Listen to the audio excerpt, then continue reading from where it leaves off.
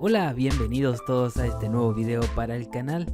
Hoy tengo el agrado de compartir con usted este hermoso plano de casa de 2 niveles que tiene en su interior otros tantos ambientes interesantes y que, como usted lo sabrá, se lo compartiré en formato DWG y PDF totalmente gratis.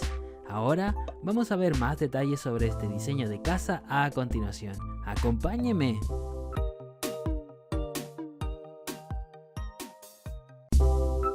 Bien, primero que todo, le doy las gracias por quedarse a ver y escuchar este video. Este plano de casa cuenta con unas medidas en planta de aproximadamente unos 4,5 metros de frente por 15 metros de largo. Veamos una vista en planta de su primer nivel para que conozcamos su distribución.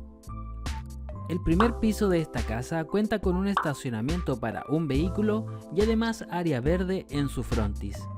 Ingresando, nos encontramos con la sala de estar, luego tenemos un cuarto de baño y más atrás el comedor acompañado de la cocina, la que tiene acceso a su vez a un patio trasero de servicios. También contamos aquí con el primer dormitorio que tiene esta vivienda. Ahora veamos el segundo nivel de esta casa. El segundo piso nos muestra un espacio para compartir en familia con una pequeña sala.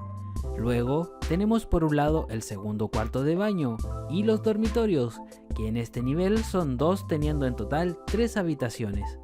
El principal tiene baño particular y además un hermoso balcón hacia el frente de la vivienda.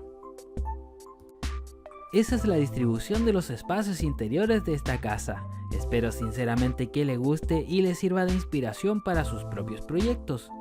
El plano de esta casa lo puede bajar gratis siguiendo el enlace que voy a dejar más abajo en la descripción de este video y en el primer comentario fijado.